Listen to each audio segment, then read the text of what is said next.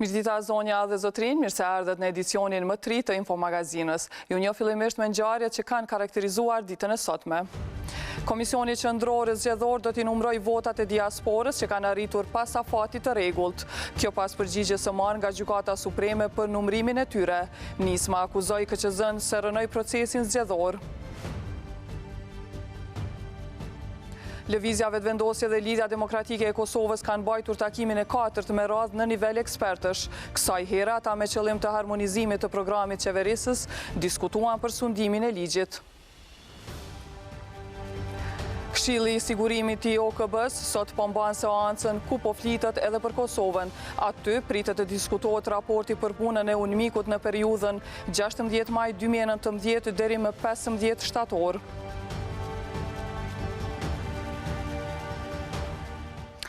Ka nisur të zhvillohet seanca e Këshillit të Sigurimit të Organizatës së Kombeve të Bashkuara, ku po flitet edhe për Kosovën.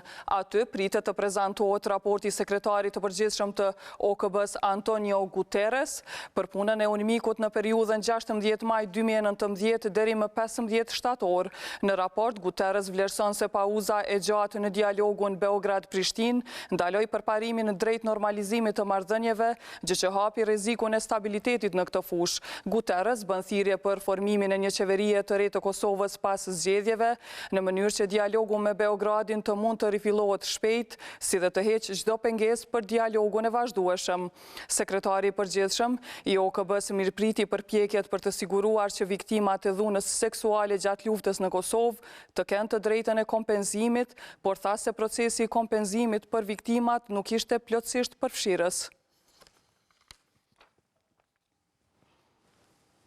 E zëvendës kryeministri i Kosovës në detyrë Enver Hoxhaj ka marrë pjesë në konferencën e 6 të ndërmjetësimit në Stamboll me ftesë të Ministrisë së Punëve të Jashtme të Turqisë, ku edhe është takuar me sekretarin e përgjithshëm të OKB-s Antonio Guterres. Hoxhaj ka njoftuar në Facebook se gjatë një bisede të shkurtër që pati atje me shefin e OKB-s, i ka thënë atij se Kosova duhet të bëhet anëtare e OKB-s sa më shpejt që është e mundur, në mënyrë që të ketë stabilitet dhe siguri në Ballkanin Perëndimor.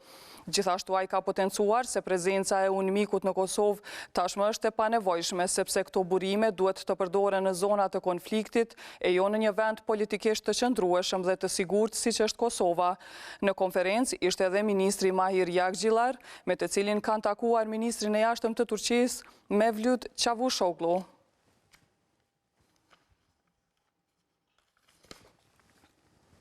Ndërkaq presidenti i vendit Hashim Thaçi sot ka pritur anëtarën e Senatit të Francës Helen Conway Mouret, me të cilën ka diskutuar për zhvillimin në Kosovë dhe rajon.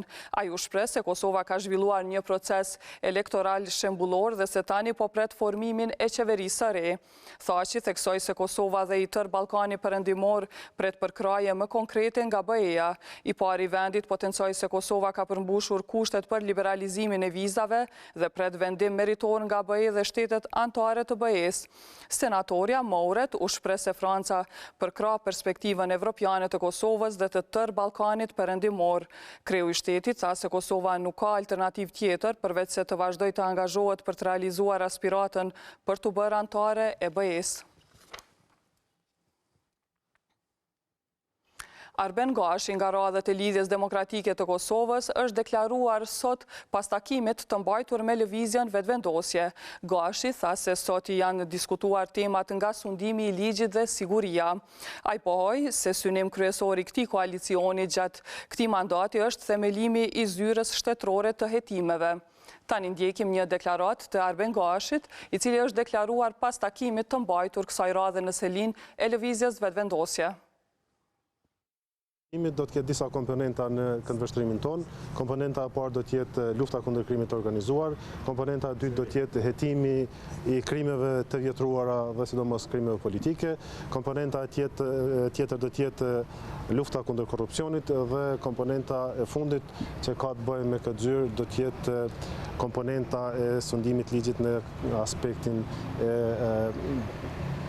antikorrupsionit dhe verifikimit pasurisë zyrtarëve dyshuar. Zoti Azeri është nënkryetari i Lidhjes Demokratike të Kosovës, një njeri shumë proaktiv dhe i cili po ashtu ka rolin e vetë edhe në mënyrën se si Lidhja Demokratike e Kosovës i trajton çështjet. Sa i përket takimit të zonjës Osmani dhe zotit Kurti, mendoj se ka qenë një takim pune për cilin duhet deklarohen ata dy. Mirë, po zotëri Azeri, a është shefi në këtyre negociatave? Cili është roli i tij?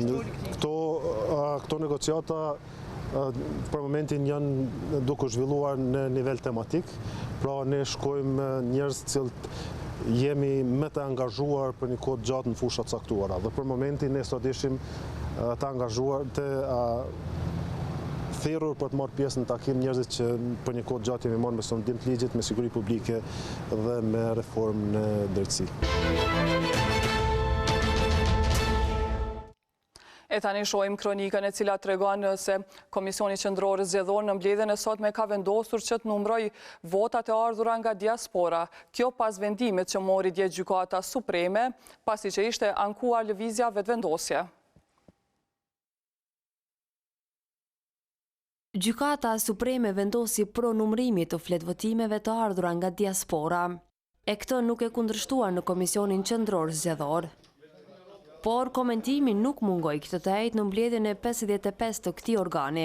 Na pëlqeu s'na pëlqeu, gjykimi tashmë është në dorë tona dhe na kemi detyrim ligjor që ta zbatojmë ashtu siç është. Edhe për Ilir Gashin që në këtë organ përfaqëson PDK-n, vendimi i Supremës është në rregull, por ky bëri një sugjerim këtij institucioni të drejtësisë. Se çka do të bëjmë me 1700 pakot të ardhura me 17 tetor.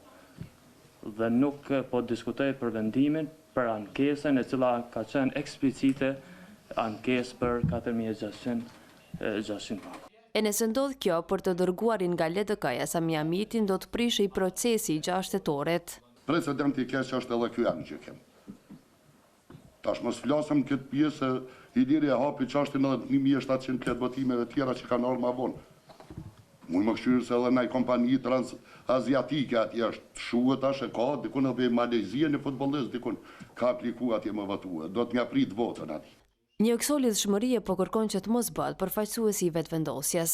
Po ta trajtonim këtë çështje që atëherë sot nuk do të ishim se më thonë me 18 ditë vonesë dhe procesi do të kishte ecuri krejtësisht tjetër.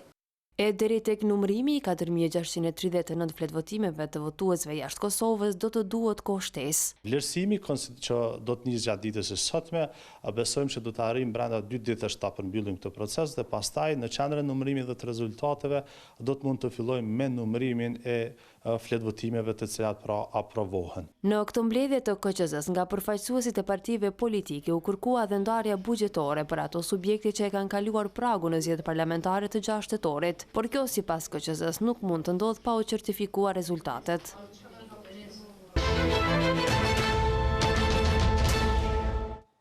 Por KQZ sot mori kritika nga kreu i nismës social-demokrate Fatmir Limaj. Ky fundit në një konferencë për medje ka thënë se KQZ ka degraduar tashmë procesin zgjedhor.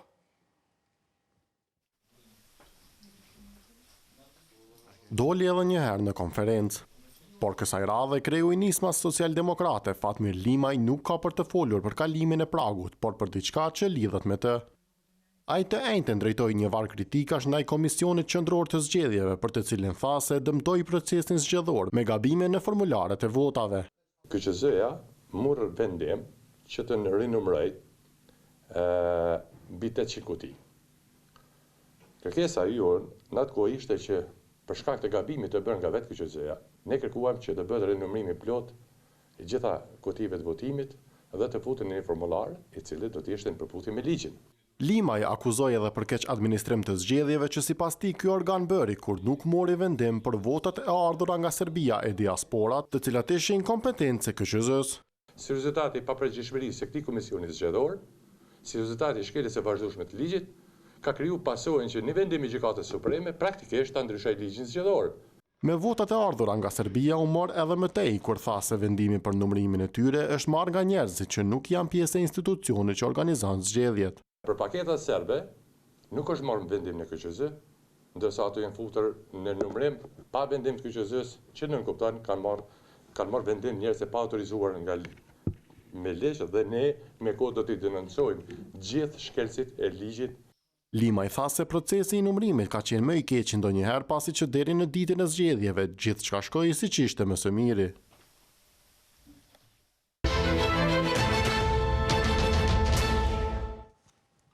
Por demokracia në veprem është shprehur kundër vendimit të Gjykatës Supreme për t'i pranuar si të rregullta pakot me flet votime të ardhura me vonesë nga diaspora.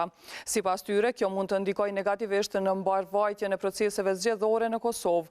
DNV thotë se njeh dhe respekton maksimalisht të drejtën universale të gjithë qytetarëve të Kosovës për të zgjedhur, në këtë rast qytetarëve me të drejtë vote që jetojnë jashtë vendit. Mirë po, kjo e drejtë duhet të ushtrohet duke respektuar procedurat dhe afatet ligjore të përcaktuara në kuadër të legjislacionit zgjedhor. DNV konsideron që qëllimi për të cilin janë vendosur procedurat dhe afatet ligjore për ushtrimin e të drejtës së votimit nga jashtë është i bazuar edhe në praktikat ndërkombëtare dhe si i tillë shërben garantimit të integritetit dhe rregullsisë të procesit zgjedhor. DNV kërkon që kjo çështje të jetë një nga prioritetet kryesore që duhet të adresohet në kuadër të reformës zgjedhore. Ndërka që grupi për studime juridike dhe politike ka mbajtur tryez diskutimi me temën prioritetet legislative në fushën e sundimit të ligjit, një perspektivë nga legislatura e re e kuvendit. Aty u diskutua mbi propozimet, agjendat dhe prioritetet e partive politike të përfaqësuara në kuvendin e ardhshëm të Republikës së Kosovës, si dhe çështjet që kanë të bëjnë me ndryshimin e legjislacionit apo politikave parlamentare në fushën gjyqësore dhe prokuroriale, mekanizmat e zbatimit të penale, mekanizmat në luftën kundër korrupsionit, apo dhe proceset e integritetit siç është vetingu mbi sistemin e drejtësisë. Drejtoresha ekzekutive e grupit për studime juridike dhe politike Arbresha Logja tha se partitë politike gjatë fushatës zgjedhore epiqendër e patën sundimin e ligjit dhe duhet të shihet nëse ato do t'i mbajnë premtimet e tyre. E qeveria në largim e ka bërë gati projekt buxhetin prej 2.6 miliard euro, por nuk po mund të kaloj me qenë se vendi nuk ka parlament aktiv. Kështu projekt ligji, si i gatshëm, i është lënë ekzekutivit dhe kuvendit të ri. Plani se si shteti do t'i harxhoj parat në vitin 2020 tashmë është gati. Edhe vlera e tij, pak a shumë, është parashikuar. Do t'jetë dikun afër 2 miliardë 600 milion. Ka qenë 2 miliardë 370 milion. Buxheti që u përpiluan nga Ministria e Financave pothuhet se parasheh stabilitet financiar. Buxheti i cili prap ju është dhënë përparësi fushës së arsimit, fushës së shëndetësisë, fushës së sundimit të ligjit, si dhe punësimit të rive. Risitja e këtij buxheti është se prap nuk parasheh ngritjen në ndonjë tatimi. Por projekt ligji duhet të dorëzohet në kuvend deri më 31 tetor. E me që legjislatura e re ende nuk është formësuar, në qeveri në dorëheqje kanë dilema si të veprojnë. Ka drejt qeveria në këtë situatë me marrë vendim, edhe dilema tjetër që shtrohet reale është kujt m'ia dorëzu, sepse s'ka kuvend. Andaj sipas tij, më mirë është të pritet formimi i institucioneve të reja. Unë objektivisht mendoj që është mirë me prit legjislaturën e ardhshme. Qeveria e re me siguri ka një objektiv për vitin 2020, cilën mendon me realizu. Realizimi objektive bëhet përmes buxhetit. Pavarësisht vonesave të mundshme, sipas shatrit, do të ketë siguri financiare deri në muajt mars-prill të 2020-s. Madje edhe për implementimin e ligjit të pagave, i cili parasheh rritje në sektorin publik, nuk do të ketë krizë, me që nga dhjetori paga do të dalin me rritje. Sa i përket buxhetit të vitit 2020, po ashtu brenda buxhetit është e akomoduar mjaft të mirë dhe nuk shohim që do të ketë ndonjë sfidë në implementim, por prapë më duhet ta theksoj që ministri i ardhshëm i financave duhet të ketë kogjo kujdes në hapa dhe në implementimin e këtij ligji. Rafuma shtoi se pavarësisht punës së tyre, qeveria e re mund të ndryshojë tërësisht orientimin e buxhetit.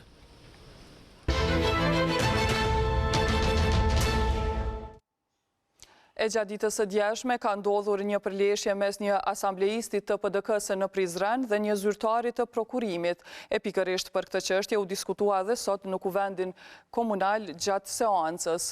Se çfarë ka ndodhur, si ka ardhur deri te ky incident, mësojmë tani nga gazetari Enis Reqica.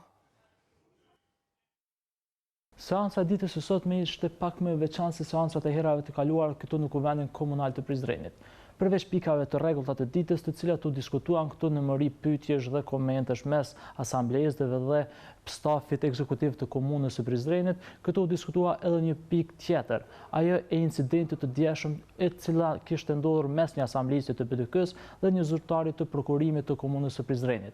Incidenti kishte ndodhur në afërsi të objektit tjetër të komunës dhe jo këtu ku gjendet pra asambleja e Prizrenit, atu kishte ndodhur një përleshje mes asamblejistit të PDK-s Getuar Besimit dhe zyrtarit të prokurimit Nezir Rexhepi. Aty pra që të dy pra ishin përleshur dhe me pas e kam paraqitur rastin edhe në policinë e rajonit të Prizrenit. Dhe pikrisht për këtë rast është diskutuar edhe gjatë ditës së sotshme këtu në Prizren, ku vetë asambleisti Getuar Besimi e paraqiti rastin këtu në foltore dhe tha se faktikisht incidenti kishte ndodhur mbi të dhe është sulmuar ai nga zyrtari i prokurimit, por më pas ai është mbrojtur dhe është qetësuar situata. Më pas ai ka fajsuar edhe vetë kryetarin Mytaher Haskukaj, pasi që sipas tij nuk është dashur ta mbrojë sulmuesin, që në këtë rast ishte zyrtari i prokurimit pra Nezir Rexhepi, dhe sipas Getuar Besimit ai ka thënë se do ta ndjek rastin në polici dhe do ta paraqes edhe vetë zotrin Mytaher Haskukaj në polici për shkak të shpifjeve, sepse nuk e ka paraqitur realitetin siç ka ndodhur në fakt gjatë këtij incidenti. Dhe pikërisht në momentin kur ka marrur fjalën vetë kryetari i komunës së Prizrenit Mytaher Haskukaj, më pas është ngritur këtu një asambleist nga radhat e PDK-s dhe e ka ndërprer fjalën e zotrit Haskukaj, pasi që sipas tij nuk është duke thënë të vërtetën e gjithë këtij incidenti. Por Haskukaj ka thënë se faktikisht ai ka të drejtë dhe do ta mbrojë secilin punëtor të komunës së Prizrenit dhe sipas tij incidenti ka ndodhur pikërisht mbi zyrtarin e komunës dhe jo anasjelltas, andaj sipas zotrit Haskukaj pikërisht asambleisti i PDK-s e ka sulmuar zyrtarin e prokurimit, andaj ka të drejtë ta mbrojë pasi që e drejta është mbi të. Dhe sipas tij gjithë këtë incident do ta sqaroj pikërisht policia e Kosovës. Faktikisht ne kemi diskutuar edhe me policinë e Kosovës dhe të njëjtit na kanë thënë se që të dy kanë paraqitur pra rastin në polici dhe sipas policisë së rajonit të Prizrenit që të dy personazhet pra në këtë incident janë të dyshuar. Faktikisht ne kemi diskutuar edhe me zyrtarin e prokurimit pra Nezir Rexhepin, i njëjti ka thënë se ekzistojnë disa pamje të cilat kanë bërë xhirimin pra në afërsi të incidentit ku ka ndodhur dhe sipas pamjeve fshihet saktësisht se kush e ka bërë sulmin i pari. Dhe sipas Rexhepit këtë ky incident ka ndodhur pasi që faktikisht vetë Getuar Besimi ka bërë një lloj presioni mbi të për të lëshuar disa tendere të cilat janë vetë familja e Getuarit është përfshirë në këtë lloj tenderi. Dhe sipas zotrit Rexhepi, faktikisht gjithçka është e gjëruar me këto pamje dhe shihet saktësisht se çka ka në to dhe si ka ndodhur gjithë incidenti. Këto pamje janë dorëzuar në polici sipas Rexhepit dhe ditëve në vijim besohet që do t'i publikojë edhe vetë ai se si çka ka ndodhur. Faktikisht ne kemi gjetur disa sekuenca nga këto pamje ku realisht shihet se vetë Getuar Besimi është ndaluar me makinën e tij në afërsi të tij përderisa zotri Rexhepi ishte duke ecur këmbë në rrugicë në afërsi të objektit të komunës dhe është ndalur nga Getuar Besimi dhe kaq kishte nga këto pamje. Se çka do të ndodhë dhe si do të veprohet me tutje, vetë policia na ka konfirmuar se hetimet do të vazhdojnë dhe do të shikohet se si do të del gjithë përfundimi i krejt këtij incidenti. Realisht ne gjatë gjithë ditës kemi qëndruar për ta vëzhguar krejt këtë situatë bashku me kamermanin ton Errand Hyseni.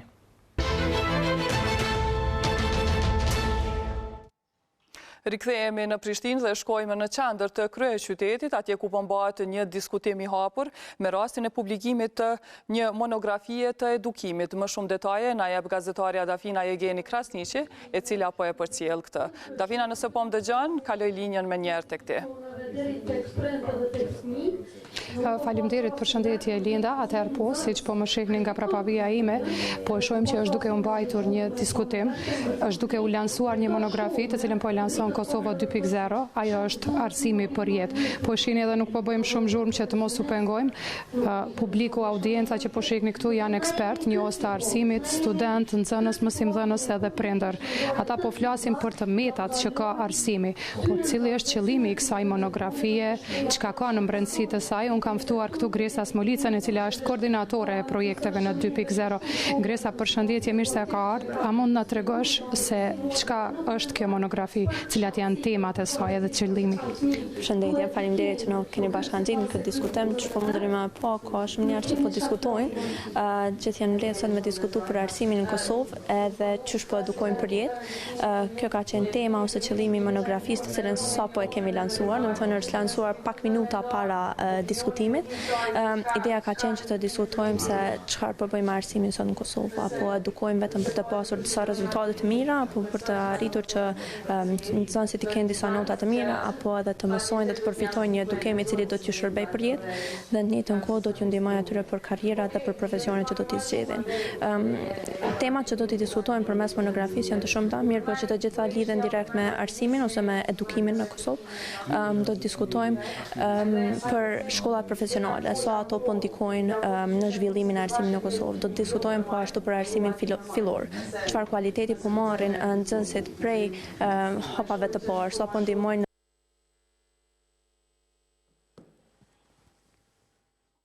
në njëjtën kohë do të diskutojmë për universitetet, çfarë po ju ofrohet studentëve përveç asaj që do të thonë e tregojnë brenda një ligjërate profesorët apo mund të marrin ata diçka më shumë apo mbesin vetëm brenda kurrikulave. Në njëjtën kohë do të flasim edhe për tema tjera të cilat janë ndoshta pak negative, por që kanë karakterizuar të themi edhe universitetin, siç janë ngacmimet seksuale në universitet. Po ashtu përmes episodeve të podcast do të flasim edhe për për persona që kanë studiuar në jashtë Kosovës në vende ndërkombëtare dhe si u kanë ndikuar ajo kur janë kthyer pastaj dhe janë ballafaqur me sistemin e arsimit në Kosovë. Cilat kanë qenë sfidat që i patët kur e bët këtë monografi? A pranuan të flisnin profesorët sepse po flasin për dukurisi që është korrupsioni, ngacmimi? Qëllimi i monografisë ka qenë të dalim për tek saj. Domethënë është e vërtetë që flitet për korrupsionin, flitet për parregullsitë për gjitha këto, mirë po ne kemi dashur ta shohim këndin tjetër. Çfarë po përfitojnë studentët, çfarë po përfitojnë nxënësit dhe sa po i ndihmojmë ata, domethënë se janë ata të cilët po rriten në këto hapa. Sfidat kanë qenë domethënë më shumë rreth asaj se çfarë do t'ju servojmë publikut, siç po besoj keni pa edhe përmes përshkrimit të monografisë kemi ngritur shumë pyetje, të cilat po besojmë që do t'ju përgjigjemi përmes këtij diskutimi. I kemi ftuar edhe disa folës përmes të cilëve do të dëshirojmë të dëgjojmë historikë personale të tyre, të cilat kanë qenë pikat e kthimit dhe çfarë kanë ndikuar që ata të vinë dhe të flasin për të punojnë në mënyrë indirekte ose direkte në përmirësimin e arsimit në Kosovë. Edhe pyetja e fundit, kur do ta kenë lexuesit në dorë tashmë fizikisht këtë monografi? Çfarë dallon monografin prej artikujve ose prodhimeve tjera është që kjo është një lloj reviste online, domethënë kjo publikohet në faqen e Kosova 2.0 dhe aty mund të qasen të gjithë personat. Kjo për shkak se një monografi nuk përmban vetëm artikuj, por përmban edhe ese fotografike, episode të podcast, të cilat janë prodhime audio, të cilat mund të dëgjojnë lexuesit dhe shikuesit tonë. Faleminderit shumë Gresa. Pra Linda ka qenë Gresa Smolica, koordinatore e projektit për cilin ne po flasim. Keni pa edhe pamje nga ky diskutim, ka një as të arsimit është Ronxhinovcia i cili po flet aktualisht nga organizata Orga.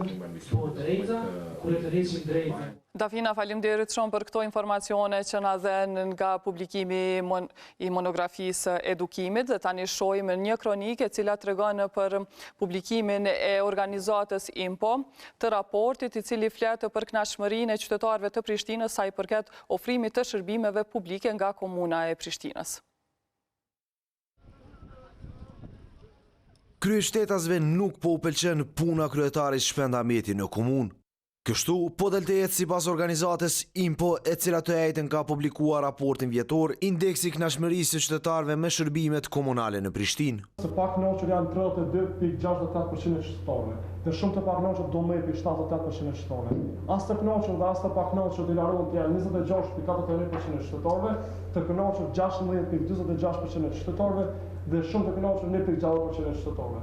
Këtu u tregua në detaj se cilat të mosha janë anketuar. 50.12% të anketuarve i takojnë gjinisë femrore dhe 49.88% i takojnë gjinisë femrore.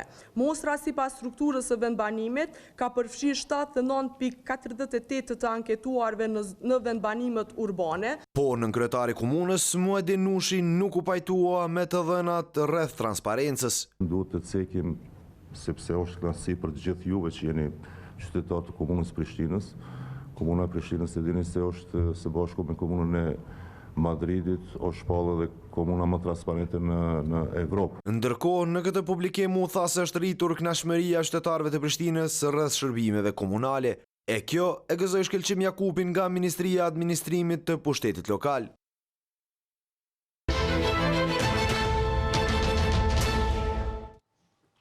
Sot në mëngjes është gjetur një trup i pajet në lagjen Bregu i Diellit këtu në Prishtinë. Njësitet e nevojshme kanë dalë në vendin e ngjarjes dhe ekipi mjekësor e ka konstatuar vdekjen e viktimës femër. Nga qendra e mjekësisë familjare në Bregun e Diellit kanë bërë të ditur se 77 vjeçaria ka vuajtur nga hipertensioni dhe diabeti. Në kartelën e saj të evidentuar nga 2007 figuron se vuan edhe nga skolioza e disa sëmundje të tjera. Studentët e kolegjeve private nuk do të mund të bëjnë më praktikën pa para në për spitalet publike të Kosovës. Nga sa duhet dhënë e kush duhet paguar, na tregon kronika në vazhdim. Me këto pajisje, studentët e kolegjit Hajmerer zhvillojnë mësimin në fushën e mjekësisë në të cilat janë regjistruar. E praktikën deri më tani, ata e kanë mbajtur në qendrat, klinikat dhe spitalet regionale publike gjithandej Kosovës. Por tash e tutje, kjo praktik për secilin prej tyre do të jetë me pagesë. Kështu ka vendosur Bordi i Shërbimit Spitalor Klinik Universitar të Kosovës me anë të një rregulloreje. Siguria juridike këtu shkilet me të dy kamë, nëse ki një marrëveshje të lidhën për 5 vite, edhe nëse e bajmë një marrëveshje të dytë, kush na garanton që mas 2 mujve, 3 mujve s'kan më shkel edhe tjetrën. Por më tepër Brajshori tha se studentët u penguan që të mbajnë praktikën dhe kjo situatë është e papranueshme për të. Dje jemi njoftu që në Spitalin Regional të Gjakovës studentët tonë pa paralajmërim me shkrim institucionit ose studentëve ju kanë thonë delni për institucionit. E nga rregulloria e SHSKUK-s, i bie të afektojnë edhe kolegje tjera, mes të cilave edhe AAB-ja që realizon programe studimi nga mjekësia. Deri me tani ne kemi vetëm një shkresë në formë të ftesës nga drejtori i SHSKUK-s për takim në lidhje me nënshkrimin e rregullores së re për organizim të praktikave. Mirë po, zyrtarisht ende nuk kemi pranuar asnjë verzion. Por pagesa nuk do të kryejnë studentët e universiteteve publike. Kjo pasi që sipas SHSKUK-s, rregulloria vlen vetëm për studentët e kolegjeve private. E për këta të fundit, Klan Kosova merr vesh se pagesat që duhet të bëhen fillojnë nga 150 euro për një student gjatë një viti akademik e vazhdojnë deri në 1500 euro për ata të stomatologjisë. Klani ka kërkuar nga drejtoria e SHSKUK-s rregulloren për përcaktimin e kushteve dhe organizimin e praktikës klinike dhe ushtrimeve për studentët e institucioneve private, por ajo nuk është dhënë. Megjithatë, nga ky institucion thuhet se pagesën duhet ta bëjnë institucionet private të arsimit të lartë e jo studentët.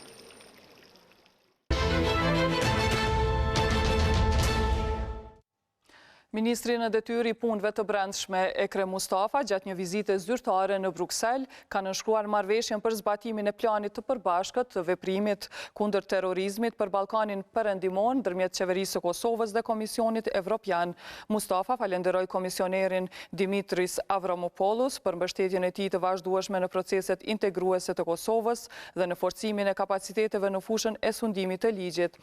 Ai theksoi se Kosova si antare e koalicionit global kundër ISIS, por edhe duke u bazuar në obligimet nga marrëveshja e stabilizim asociimit, është treguar partnere besueshme e Bashkimit Evropian në luftën kundër terrorizmit dhe ekstremizmit të dhunshëm.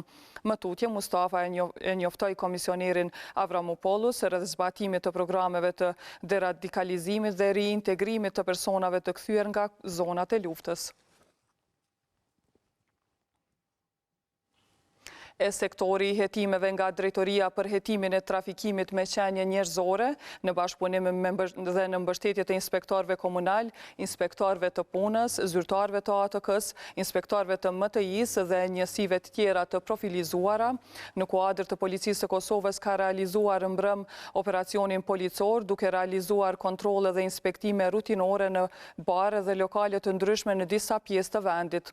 Gjatë realizimit të operacionit policor janë kontroluar 46 lokale, 10 prej tyre janë mbyllur nga inspektorët komunal, si dhe janë shqiptuar gjoba për mungesë të arkave fiskale.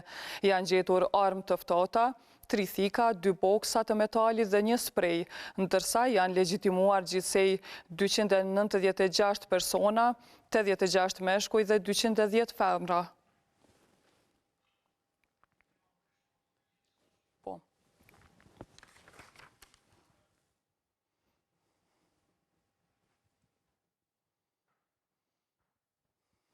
I rikthehemi edhe njerë të lasheve që kanë banorët e kryeqytetit dhe ndoshta një nga ta do të evitohet shpejt, kjo të paktën bazuar në një njoftim të kryetarit Shpendameti, i cili ka treguar se kanë nënshkruar kontratën për ndërtimin e parkingjeve, se në cilin vend bëhet fjalë ndërtimi i këtyre i rreth 700 parkingjeve. Mësojmë tani nga gazetarja Arbresha Fazliu, e cila gjendet diku në qendër të Prishtinës. Arbresha, na njofto të lutëm ku gjendësh aty dhe ku pritet që të ndërtohen këto parkingje. Po, Linda, unë jam në trotuare i cili gjendet përballë bulevardit George Bush këtu në kryeqytet, i cili së shpejti me plan të mobilitetit, e po ashtu Komuna e Prishtinës ka vendosur që në vitin 2020 të nisë mbylljen e këtij bulevardi. Ky bulevard do të shndrohet në shesh, është para parë, pra që të vazhdoj nga sheshi Zahir Pajaziti e deri tek katedralja të shndrohet në shesh, ku do të ketë shtigje për këmbësor, për bicikleta, e po ashtu, sipas një statusi në Facebook të kryetarit të Komunës së Prishtinës, zotri Shpendameti, do thotë deri te katedralja, ajo pjesa andej, është para parë që të krijohet një rrugë, një kashe e veçantë vetëm për autobusët, pra nuk do të qarkulloj asnjë automjet tjetër. Ne në javën e kaluar, në emisionin Flet Prishtina, kemi dashur që të tregojmë pak më shumë për këtë projektin e bulevardit George Bush, i cili do të shndrohet në shesh, por nuk kemi arritur që ta kemi në fakt të paktën projektin ideor, sepse sipas zyrtarëve të komunës ende nuk ekziston një i tillë. Po ashtu, Komuna e Prishtinës ka bërë publik që tani më është nënshkruar një kontratë me kompaninë Selmans Network, të cilët do të furnizojnë me pritore, apo ndryshe siç njihen me stacionet të autobusëve, këto të voglat për autobusët urban, ku do të shndrohen, do të jenë të tjera. Kjo është në bazë të planit të mobilitetit, do të krijohen të tjera, ndoshta në kushte më të mira për gjithë udhëtarët që do të presin autobusët, e po ashtu përfshihet në planin e mobilitetit edhe ndërtimi i parkingut nëntoksor, i cili në bazë të dhënave që kemi ne, minimalisht do t'i ketë 500 vend parkingje, është kjo pjesa këndej, pra do të filloj të ndërtohet nën tokë një hapësirë e madhe ku përfshihen minimalisht, siç e thash edhe më parë, 500 vend parkingje, ndërkaq maksimalisht i bie dikur afër 800 vend parkingje, e përmbi të do ta kemi një park ku do të shfrytëzohet për nevoja të ndryshme. E po ashtu, nën tokë, përveç vend parkingjeve, me aq sa kemi një uri, ndonse ende nuk është i ditur i gjithë projekti ideor se si do duket dhe tamam në detaje se çfarë është para parë, por me aq sa kemi në një uri, përfshihen dikur në rreth 500 metra katror lokale. Do të thotë afër rrugës George Bush, në këtë pjesën këndej, besoj që do t'jetë dikur, ku do t'i kemi 500 metra katrore lokale afariste. Mos harrojmë që projekti për ndërtimin e parkingut nëntoksor ka nisur që vitin e kaluar, e flasim për qershorin e vitit 2018, ku i janë paraqitur dikur rreth 30 kompani, prej tyre 6 kanë ofertuar, 4 janë kualifikuar dhe në fund 2 kanë mbetur. Kjo, kur kanë mbetur vetëm 2 kompani të kualifikuara tamam, që i kanë plotësuar kushtet, ka qenë në muajin prill. Dhe më pas është shpallur tenderi, por një kompani ka fituar, por tjetra është ankuar në organin shqyrtues të prokurimit, shqyrtimi i kësaj ankese ka marrë një kohë të gjatë, e që i bie dikur rreth 4-5 muaj sa po i bie, tek tani është nënshkruar kontrata. Ne kemi biseduar me zëdhënësin e Komunës së Prishtinës, zonën Miranda Mulla Fazliu, por ajo nuk na ka bërë të ditur se si është projekti, kush është kompania që ka fituar këtë tender. Ajo na tha që ditëve në vazhdim, ndoshta ka shumë gjatë sa që javën e ardhshme, të bëhet publike gjithçka rreth këtij projekti. Aq sa ka njoftuar kryetari i Komunës së Prishtinës, zotri Shpendameti, përmes një statusi në Facebook, themi ndërtimi dhe realizimi gjithë këtij projekti, sipas tij, do të marrë kohë diku 18 deri në 24 muaj dhe do të kushtoj 10 milion euro. Linda? Arbrishat, faleminderit shumë për këto informacione që na dhe rreth kontratës së nënshkruar për parkingjet nëntoksore. Tani është koha për disa minuta marketing, pas pak kthehem me mysafirin tim që është Blerim Burjani, analist politik, po ashtu ish antari i Komisionit Qendror Zgjedhor.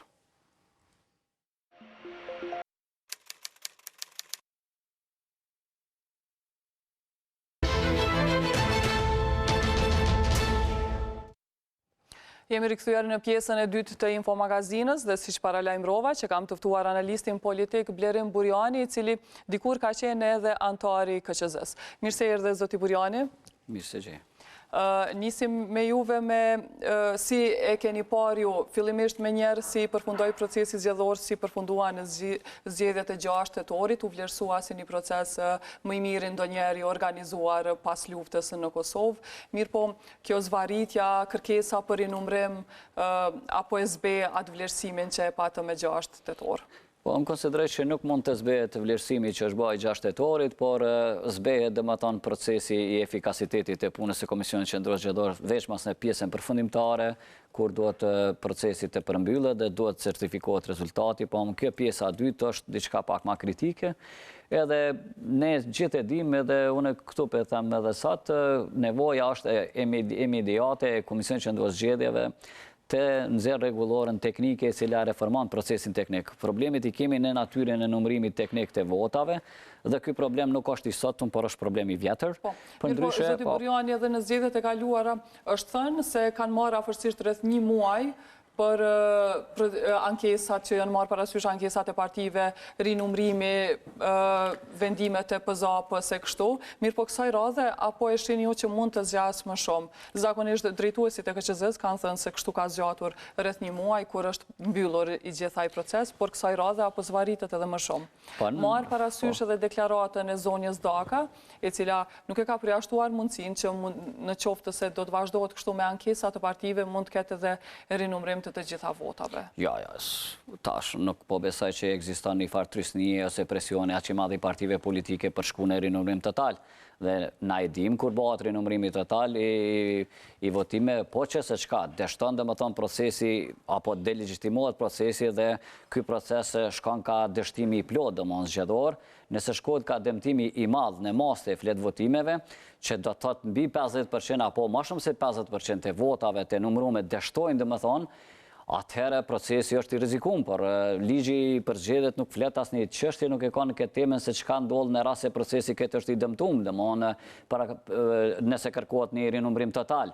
Por nëse kërkohet rinumrim total, atëherë kemi një proces degradum komplet, domthonë kjo bën që na kemi zhvlerësuar edhe pozitivitetin që kemi dhënë parimisht në start të zgjedhjeve dhe ku ka përfunduar gjithçka.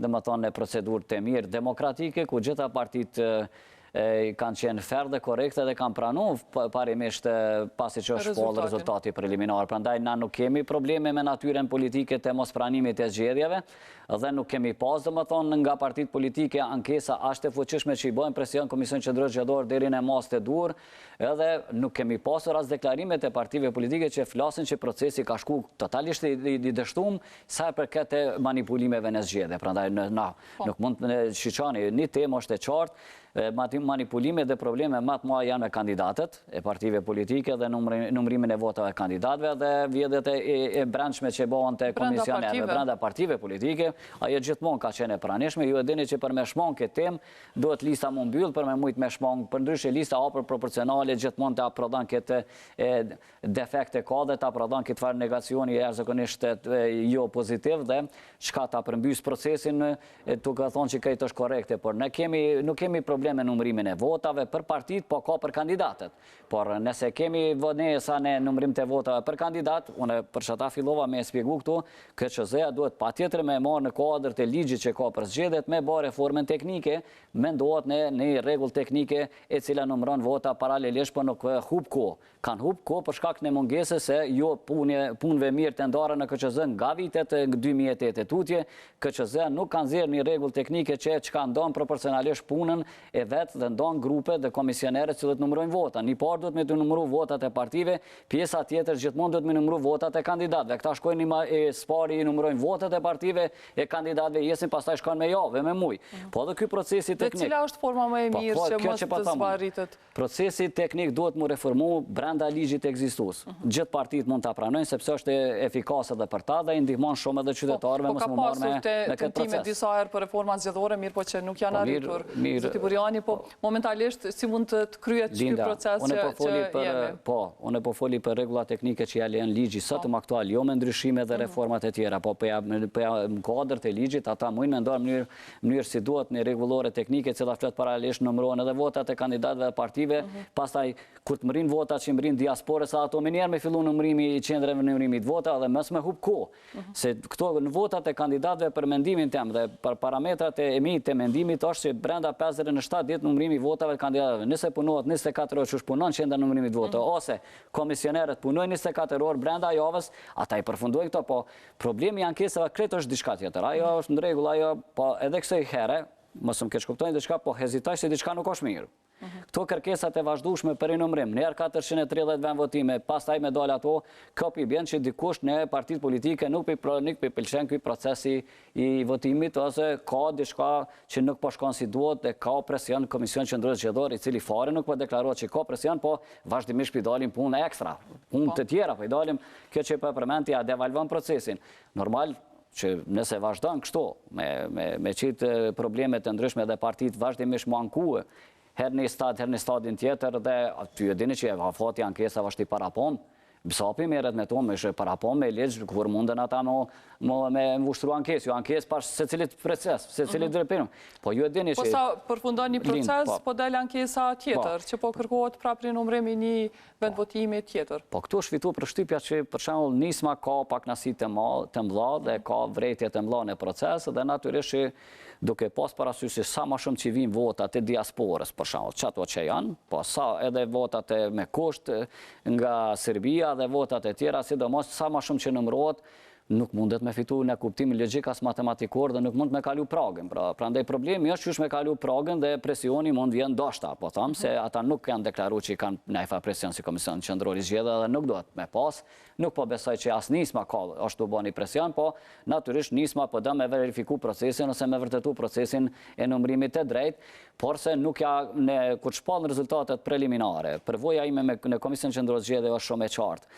Atëherë dëmon se kur vinë votat nga diaspora dhe votat tjera nga Serbia, sa më shumë votat që vinë, atëherë partitë e mëdha më shumë fitojnë përqindje.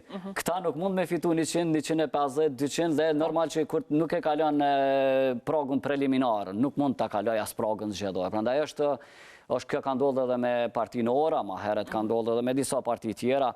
Prandaj të jemi shumë korrekt është për të ardhur se natyrisht edhe nisma ka interesin e vetë, na e respektojmë vullnetin e qytetarëve që kanë votuar parti politike, mirë po është në pozicion kritik, prandaj po më duket që krejt kjo zhurmë dhe kjo farë rinumërim që s'ka ose nuk po gjendet fundi, po bëhet për diçka tjetër. Unë kisha me thonë që na duhet me respektu parimet dhe rregullat demokratike, ligjin për zgjedhje dhe procedurat ankuese. Por jo, vazhdimisht thethoni edhe ju ju e përmendët që do thotë ekziston ligji për këtë që mund të ndrojnë mënyra e numërimit ndoshta, e pse nuk realizohet kjo? Po, unë e thash që në kuadër të ligjit mund zgjerret një rregull teknike, se Komisioni Qendror Zgjedhor vepron me rregulla teknike zgjedhore, i ka rregulla zgjedhore. A nevojitet do thotë edhe një pavarësisht që është e cekur e lejon. Po natyrisht, po ligji për zgjedhje për shembull vetëm flet për procesin e çish numërohen votat në vend votime, pastaj procedura tjera, mirë, po një rregull teknike do ta kishte me qartësu atë që thash unë. Dhe çka paralelisht më bën numërimi i vazhdueshëm i vota, apo jo me hub kohë që shkupin zakonisht. Se këto po vijnë vonesa po vijnë si rezultati mos efikasitetit të punës dhe mos koordinimit të duhur të punëve dhe duke mbajtur rregulloren e vjetër ato çështje teknike që janë marrë nga OSB-ja dhe UNMIK, nga kuaj UNMIK. Prandaj ajo merr kohë të gjatë dhe gjithë i pengon. Ajo i pengon për shkak pengon edhe certifikimin përfundimtar zgjedhje, pengon edhe vullnetin e popullit me shku drejt te themelimit të qeverisë dhe institucioneve. Kjo është shumë pe hub kredibilitetin. Prandaj nëse shkon procesi, mbi një muaj e gjys, atëherë mundna me konstatuar që diçka nuk është në rregull. Domthon brenda kësajna unë e pesha që po ekziston një farë heshtje e çuditshme edhe nga disa parti politike që janë për momentin që quhen opozitë, cilët nuk kanë më rritë, më thonë, si LDK, VVV me shku për para, dhe ata nuk po vazhdimisht po heshtin, përderisa nisma po bën përpjekje për të mbetur në ekzistencë politike dhe partijake dhe për të mbetur si parti parlamentare në ekzistencë, po bën përpjekje dhe më thonë me procesin natyrisht me kërku edhe rinumrim, edhe numrim total mirë, po numrimi total nuk ka ardhur asnjëherë gjatë historisë e Komisionit Qendror Zgjedhje ka ndodhur, vetëm u bën numrimi në 3 komuna. Po, ama nëse vazhdohet kështu me ankesa dhe me kërkesat të partive politike, duhet respektuar ndoshta kërkesat e tyre. Po, jo, në rregull është, po, Lind, na po flasim për një proces, ka devalvu procesin në delegitimim total. Dëmon, ka degradu plotësisht të numrimi vota, gjë që nuk është ashtu. Dëmon, na kemi një rezultat kredibil të partive politike, po s'kemi rezultat të preliminar, përka se s'kemi rezultat të kredibil të kandidatët. Po pse KQZ nuk e nxjerr një rregullore që e thoni edhe ju dhe të lehtësohet kjo procedurë? Po, Lind, që aty ka shumë mas pari procesin cilën janë mësu me pre vitit 2008 dhe ma jetë në kohën në mikët e kanë qatë eksperiencë, qatë praktike. Mendojnë që ajo praktik është më lehtë, me që është e mësuar. Dhe me njofna, prandaj tek ne është shumë një karakteristikë të na dhe si popull, është që këtë mësomi me një sistem, se është sistemi proporcional, na kur nuk e ndrojnë ne majoritarë, se gjyshë majoritarë, sepse frigomi si mos përdel diçka keqe dhe po bëhet një koordinim jo i mirë. Pra, këta të frigon qka eksperimentimit dhe kanë metur, domethënë me një punë që e ka bëhun Miko dhe Sebea dhe përvoja ty në është bartë dhe sot dhe kësaj ditë është qaja përvoja në emërimit vota, që është gjithmonë ka qenë e keqe, e dëmshme, edhe tash është argumentu që është e dëmshme. Prandaj, ka rrugë të tjera që ligji alean, nuk ka nevojë me shku në reformës zgjedhore fare, po ligji alean që KQZ me qka, me regull teknike, me regullu numrimin e votave. Këto që është në ankesa e për gjykata është tem tjetër. Që i bie disa të merën me numrimin e votave të partive politike, ndërka që disa të tjerë me numrimin e votave të kandidatëve. Kjo i bjen që ka me pas kapacitet e shtes, ka me shtu komisioner shtes në vendvotime për t'i numru paralelisht në vendvotime. Votat e kandidatëve dhe votat e partive. Komisionerve nëse duhet bëhet kjo nëse bëhet ndarja punve, na po kërkojmë një rezultat më efikas dhe më të shpejt, atër ka nevojë që ka me pas një kapacitet pak më të shtumë KQZ me pas, edhe komisioner tjerë që brenda vendvotimit, që aty keni pa që sistemi elektronik që votat japin me domon gjithë opinioni merë informata të vazhdueshme qysh po shkon gjendja e partive politike me vota. Ashtu ka me shku edhe me kandidatet, do më thonë për një herë. Edhe numrimi votave shkon online, po shkon edhe numrimi votave të kandidatve online, edhe i partive i kandidatet. Po kjo e lehtëson punën jashtëzakonisht shumë. Po unë mendoj që për 5 deri në 7 ditë mund të numrohen votat e kandidatve që janë dikon varësisht çysh i certifikon KQZ mbi 2000 kandidat, kanë herë ka 1890 me numrat arsponizmi. Po kryesisht kandidatët domon i ofrojnë partitë politike që nuk e kanë kvotën saktume, ta mund t'i kenë 110 kandidum, po mund t'i kenë edhe ma pak se 110 varet prej tyre, krejt që shëdojnë me i pas kandidum. Po, dhe në këtë dinamik që po shkon këtyre ditëve, ju kur e sheni që mund përfundoj gjithë kjo proces, zoti Burjani? Po, në mendoj që procesi do të me përfundu javën që të vjen. Tani momentalisht pritet numrimi i votave të diasporës. Pa mirë, Lind, këtu problemi është edhe të vota e diasporës ka pas vrejtje. Kritika dhe është hezitu dhe nuk është fillu me numrim të votave, masi që kanë përfundu votat preliminare, dhe më thonë është votat e partive politike dhe derisa është shëmbullaksu procesi numrimit të votat partive, tashti paralelisht nuk e kanë hezitu me bo numrimin e votave diasporës e ka pas kritika dhe vrejtje, që edhe unë jam gjithashtu kanë vrejtje dhe kritika kur flasin për diasporën, se kësaj here partitë politike kanë bën një lobizim pak ma çuditshëm, po ka pasur individ që siguria e votës se diasporët asnjëherë nuk mund të vërtetohet nga Komisioni Qendror Zgjedhor, se bëhet jashtë votimi, bëhet me mënyrë elektronike, duke u bërë me domethënë me zarfa, me poste, jo krejt qytetarët që jetojnë jashtë vendit e din këtë proces çu duhet me shkarkue flet votimet e tjera çu duhet me identifikuar. Po se ka pasur një numër të madh, po ashtu që janë shpallur edhe të pavlefshme. Po normal, po na kemi 40.000 votat e shpallurat pavlefshme, po që ka dhasën që thamë në 3 varianta që kanë ndodhur kjo, domethënë shkatrimi prishja ka qenë vetveti që bëhet me qëllim nga qytetari ku s'ka alternativë dhe e prish flet votimin. E dyta kur komisionerët hedhin kafe ose gjërat e tjera dhe nuk dihet më, dhe kur janë gabimet në rezultat kur nuk dihet kush sa i ka vota për shembull ose gabimisht është bërë matematikisht nuk u bën numrimi i duhur. Prandaj vota, prandaj ka telashe duhet pastaj flet votimi kështu krejt sa vota i ka partia se ka dështuar çka në numrim. dëmtim, aja ka ndodhë edhe ma heret, pra janë disa situata që e qojnë në dëmtim të procesit, por unë mendoj që po foli me ato që kam vrejtë dhe kam analizu të ankohen këtë proces, unë mendoj që ka qenë proces i regull, zgjedhor dhe nuk ka nevoj që të shkohet në rinumrim total, sepse do ta kishte qka zhvlerësu komplet të zgjedhjet e 6 shtetorit. Këpi vjen që ka pas manipulime ashtë e mlasa që nuk besoj, sepse ju e dini partit nuk po ankohen për vot, për rezultat preliminar dhe nuk po ankohen as për një rezultat të numrimit të votave përfundimtar.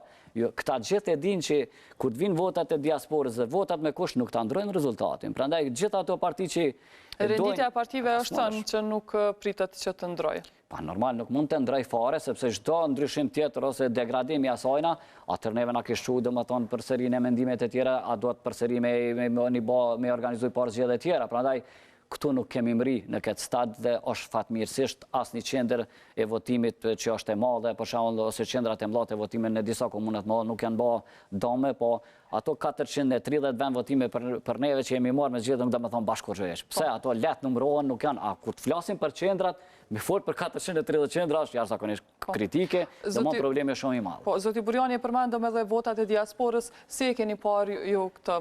Do thotë fillimisht u refuzuan, pastaj u morë vendim nga Gjykata Supreme për numrimin e votave të diasporës, edhe pse kanë ardhur pas afatit që është i caktuar. Ju dini lind që madje edhe demokracia në veprim sot pati një reagim pas vendimit të Gjykatës Supreme për t'i marrë në konsiderat votat e diasporës. Afatet ligjore janë përcaktume. Nëse nuk është mri, nëse ka dështime që posta nuk ka mëjtë mi dërguë, nuk i ka marrë për postit, duhet me ka një raport i shkrum nga Komisioni Qendror Zgjedhor ku ka zënë një detale që kanë ardhur ato vota nga diaspora.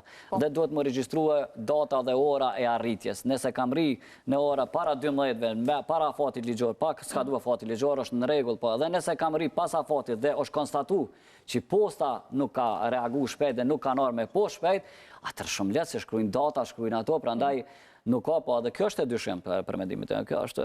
Ato u thanë se janë nisur me kohë, mirë po që rrugës... Në rregull, nëse e nis me kohë, nëse nuk janë ardhur posta ka dështu me mrinë e KQZ si duhet, ajo është çështje tjetër, po më rëndësishme që qytetari ka votu drejt dhe e ka respektu afatin, që se s'ka mri rezultatit të te i votuzve, që nuk i ki marti për shembull flet votimit është segment tjetër. Por kjo duhet të konstatuohet, nëse konstatu që nuk është vënesa të posta, po se vënesa të dikun tjetër, në rregull mund të numërohen. Por edhe kjo nuk shkon kështu, domethënë, o dash qysh me kohë, me reagu, jo me thonë, jo njerë, jo për i numëroj, jo s'pi numërojmë, se ajo nuk guxon me pru, se ajo ndikon e kredibilitetin e besueshmërisë se votimit dhe besueshmërisë edhe në Komision Qendror Zgjedhje. Kjo nuk guxon të ndodhë. Përpara nuk ka pas në KQZ kësi problemi sepse diaspora kanë votu shumë pak qytetarë nga diaspora, vetëm 1490 vota, vishin 2200 vota, kërkush nuk u marr fort me diasporën. Kësaj herë ka pas një marketing propagandim të madh të partive politike, sidomos tyre të mëdhajave, çka për të detyruar dhe për të obliguar dhe për të bërë lobizim total në diasporë për të votuar, për të fituar ata më shumë. Gjë që bën një luftë më ashpër domthonë lobizuese, madje ka pas edhe ide dhe ka pas dyshime që ka edhe manipulime me votën e diasporës, që kanë thonë kjo votë është e dyshimt, se mundet me ndohë që lidhen ata 20-30 qytetarë, një njeri cili a 2-3 që cilët e din procesin mirë si shka të votimi, edhe kret një njeri t'i kryin ato punë. Prandaj edhe KQZ nuk mund t'a konstatojnë asnjë variant, a është kjo votë e manipulume, ajo, a është votë e koordinume për partive, a është votë që më në procesume, si bashkësi vota që kanë ardhur, si bashkësi qytetarë që për njerë janë manipulu ose kanë kry punë partit me ta, pra është problem me identifiku vërtetësinë e votës e diasporës. Ndërkaq votat e ardhura, flet votimet e ardhura nga Serbia, ato që ndodhi do të verifikimi i tyre në mënyrën që siç e keni ndjekur sigurisht edhe ju zoti Burjani, se e keni parë.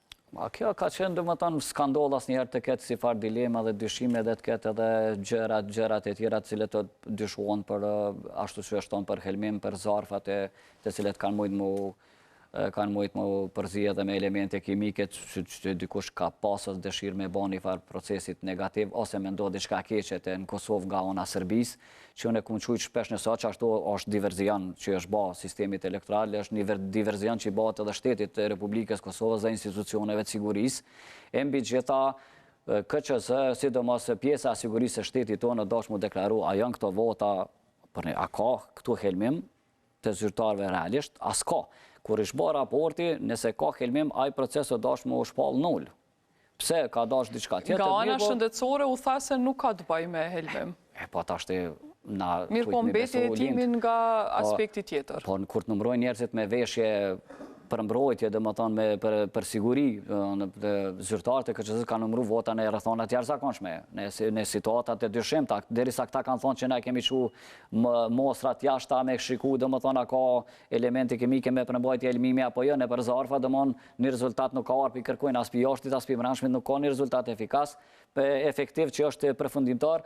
Prandaj, nëse ka pas kësit e tillë se shumica thonë që këto vota kanë qenë të shkruara nga një person, ju e dini që këto vota nuk kontrolluan nga Komisioni Qendror Zgjedhor dhe KQZ nuk ka përgjegjësi që ka ndodhur në Serbi. Është e saktë një që këta e çojnë ekipin. Që kanë qëndruar një ditë në veri. E çojnë ekipin si KQZ ku bëhet për të shkuar atje dhe për të shikuar procesin si bëhet votimi. Tash ai komision që e ka thënë Komisioni Qendror Zgjedhor dosh me shkruani raport dhe me tregu që shka shkuaj procesa, ka qenë procesi i rregullt apo ka pas probleme te manipulimit e votave. Prandaj kjo ka qenë një farë zhurme, pastaj u shkoj... E pa nevojshëm me ndoshta. Zoti Burjani, një pyetje të fundit, ju e shini, ju thoni po, për këtë pjesë, për këtë edicion të Infomagazinës, ju e shini do thotë që s'ka nevojë për një rinumërim total dhe e kemi parë po zhvillohen takime ekspertët e LDK-s dhe lëvizjes vetëvendosje dhe apo mendoni që do të përfundoj duke u bashkëqeverisë këto dy parti? Duke u lidhur në një koalicion tamam qysh po paralajmërohet. Okej, që pjesën e parë pyetjes unë mendoj që domethënë duhet ky proces sa më parë të përfundojë dhe të certifikohen rezultatet zgjedhore dhe të përfundojë kjo temë. E dyta sa peket koalicioni LDK-VV, ata në një proces total të negociatave. Ato negociata nuk janë konkrete, nuk po tregojnë një rezultat konkret se çfarë po ndodh. Ata që ka pëndodhë të ta është se dy partë po merren me programin dhe harmonizim të ideve që kanë mësill në pushtet, por nuk kanë qka objektivat të sakta se çfarë do të bëjnë. Aja që ka është brengose, sa që edhe lëvizja vetëvendosje edhe LDK nuk kanë objektivat të sakta se çysh do të qeverisin me shtetin. Përderisa VV-ja ka hap shumë aksione programore dhe shumë tema programore gjë që është e pamundshme të bëhen as në vitin e parë, mo 3 mujorin e parë, në rast se nuk e kanë objektivat pak më të sakta, ata mundin me dështu komplet. Pra, reforma sektoriale, po mund të arrihet, po këta do të me konë shumë të kujdeshëm, por nuk po punohet. Problemi është që këta nuk po punojnë në objektiva, po jenë të punuar vetëm në harmonizim të programeve ose ideve programore të përgjithshme. Prandaj kjo pengon çka edhe marrëveshjen përfundimtare do ta se nuk ka tash tema. E qartë, faleminderit shumë zoti Burjani, nuk kemi më shumë kohë për këtë edicion, do të flasim ndoshta në edicione tjera. Ju falenderoj shumë që ishe pjesë e Infomagazinës. Faleminderit. Faleminderit dhe juve shikues të Klan Kosovës, vazhdoni të qëndroni me programin tonë.